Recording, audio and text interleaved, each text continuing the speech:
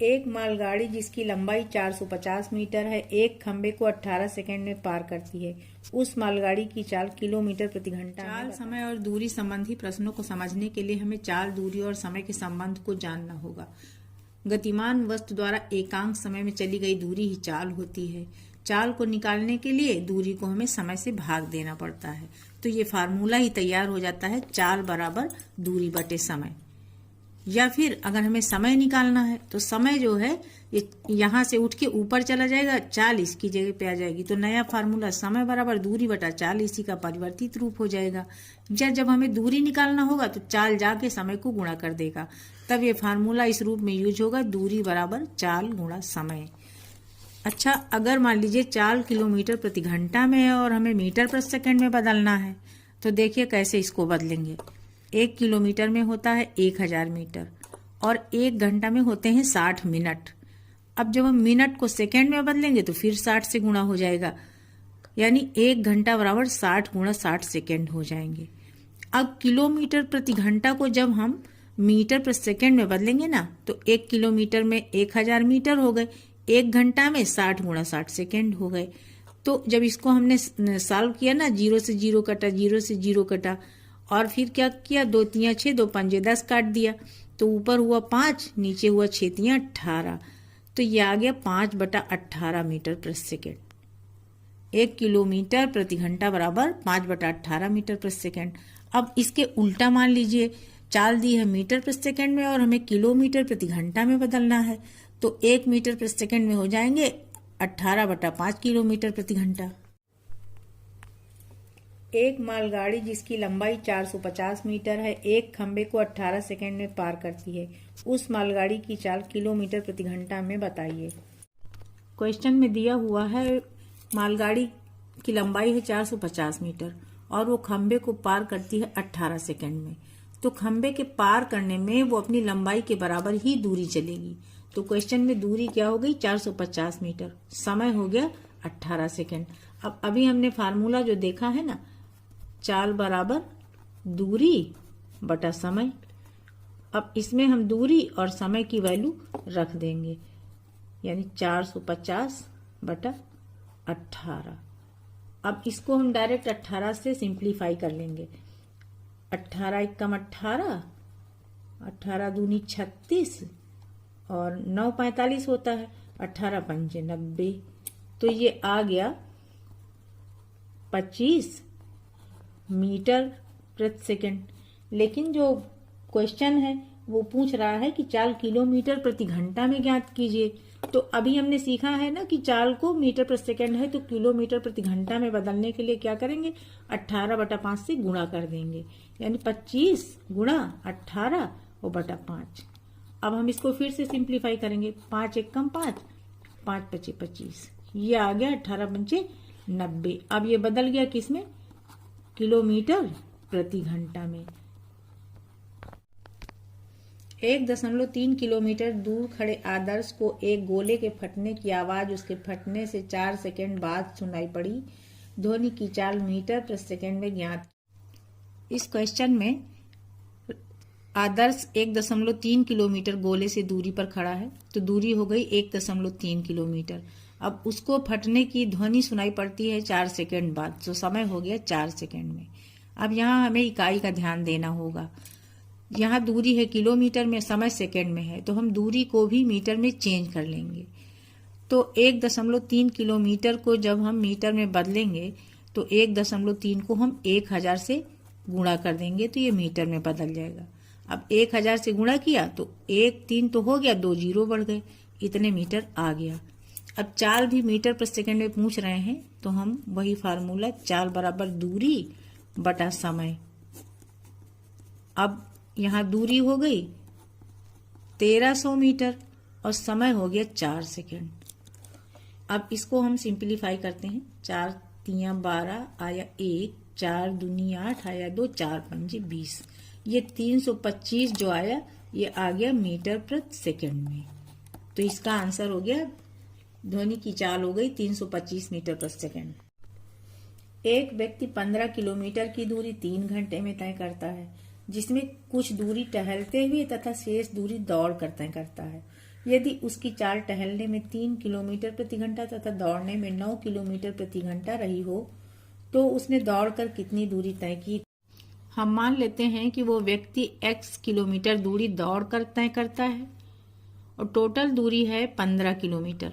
इसका मतलब है बची हुई दूरी 15 माइनस x है जिसे वो टहल कर तय कर रहा है। अब दोनों की स्पीड भी अलग अलग दी है। 9 किलोमीटर प्रति घंटा की चाल से वो दौड़ता है और 3 किलोमीटर प्रति घंटा की चाल से वो टहल रहा है। अब अगर हम मान लें कि उसको दौड़ने में समय लगा t1 और टहलने में उसने समय लगाया t2, तो दौड़ने और टहलने में कुल मिला के समय लगा 3 घंटा, यानी t1 प्लस t2 बराबर हो गया 3 घंटे के। आगे हम देखेंगे समय होता है दूरी बटा चाल। तो हम अगर t1 निकालें तो t1 में क्या हो जाएगा, दूरी हो गई x और चाल हो गई 9 किलोमीटर प्रति घंटा, तो x बटा 9 हो गया t1। और अगर हम t2 निकालें तो t2 क्या हो जाएगा, दूरी हो गई 15 माइनस x किलोमीटर, इसको भाग दे दिया चाल से 3 से। अब आगे हम देखते हैं t1 प्लस t2 करके। तो t1 प्लस t2 का मतलब है x बटा 9 और प्लस 15 माइनस x बटा 3, ये बराबर हो गया 3 के। यहाँ पे जैसे दिया है ऊपर उसके हिसाब से। अब इसको हम सॉल्यूशन करते हैं। दोनों का हर बराबर करने के लिए दूसरे वाले को हम ऊपर नीचे 3 से गुणा कर देते हैं। तो ये x बटा 9 प्लस 15 माइनस x। अब ऊपर नीचे 3 से गुणा करेंगे तो यहाँ 3 गुणा करेगा और नीचे जब गुणा करेंगे तो 9 हो जाएगा। ये बराबर हो गया 3 के। हर बराबर हो गया ना, तो हर को हम एक बार लिखेंगे 9। यहाँ से आया x, यहाँ ये 3 इसको गुणा करके खोल देगा तो 15 तियां 45 और माइनस 3x, ये बराबर हो गया 3 के। अब क्या होगा, ये माइनस 3x है, ये प्लस का x है, तो ये निकल जाएगा प्लस वाला, तो बचेगा माइनस के 2x और प्लस 45। 9 इधर भाग कर रहा है, इधर आके गुणा कर देगा तो 9 तियां 27। अब क्या हो जाएगा, इधर बचेगा माइनस 2x, 45 यहाँ प्लस हो रहा तो उधर जाके माइनस हो जाएगा, यानी 27 माइनस 45। माइनस 2x आ गया माइनस 18 के, दोनों तरफ से माइनस कैंसिल हो गया तो x बराबर आ गया 18। 2 इधर डिवाइड कर दिया तो 18 बटा 2 यानी 9 किलोमीटर। यही पूछ रहा है कि उस व्यक्ति ने दौड़कर कितनी दूरी तय की, तो उस व्यक्ति ने दौड़कर 9 किलोमीटर की दूरी तय किया। नसरीन घर से 3 किलोमीटर प्रति घंटा की चाल से विद्यालय जाती है और 4 किलोमीटर प्रति घंटा की चाल से वापस आती है। यदि उसे आने जाने में कुल 21 मिनट लगे तो उसके घर से विद्यालय कितनी दूर है। नसरीन के जाने की चाल दी हुई है 3 किलोमीटर प्रति घंटा और विद्यालय से वो जब घर वापस आती है तो आने की चाल दी है 4 किलोमीटर प्रति घंटा। अब हम मान लेते हैं कि घर से विद्यालय की दूरी x किलोमीटर है। तो जाने में अगर ये मान लें कि समय लगा t1 और आने में उसको लगा समय t2, तो प्रश्न में दिया है t1 प्लस t2 बराबर है 21 मिनट। अब 21 मिनट को जब हम घंटे में बदलेंगे तो 60 से इसको भाग दे देंगे तो t1 प्लस t2 हो गया 21 बटा 60। अब हम चलते हैं अपने फार्मूला की तरफ। समय बराबर होता है दूरी बटा चाल, तो इसके हिसाब से अगर हम t1 निकालेंगे उसके जाने का समय तो क्या हो जाएगा, दूरी हमने x मान रखी है तो x बटा 3 हो जाएगा t1। और t2 क्या हो जाएगा, t2 हो जाएगा x, दूरी तो वही रहेगी, उसी विद्यालय तक जाती है वहीं से वापस आती है तो वो तो x ही रहेगी और वापसी की चाल उसकी 4 किलोमीटर प्रति घंटा, तो t2 हो गया x बटा 4। अब t1 प्लस t2 करके हम 21 बटा 60 के बराबर रख देंगे तो ये हो गया x बटा 3 प्लस x बटा 4। ये किसके बराबर हो गया, 21 बटा 60 के। अब हम इसको हल करते हैं। 3 और 4 का हमने लासा ले लिया तो ये हो गया 12। 3 का पहाड़ा हम ले गए 12 में, 3 चौक 12, 4 बार गया। अब 4 को x से गुणा कर दिया तो ये आ गया 4x। अब ऐसे ही 4 का पहाड़ा 12 में ले गए, 3 बार गया, 3 को x से गुणा कर दिया, 3x आ गया। इसकी वैल्यू उसी के बराबर 21 बटा 60 के। नेक्स्ट लाइन में हम देखते हैं 4 और 3x मिला के हो गया 7x।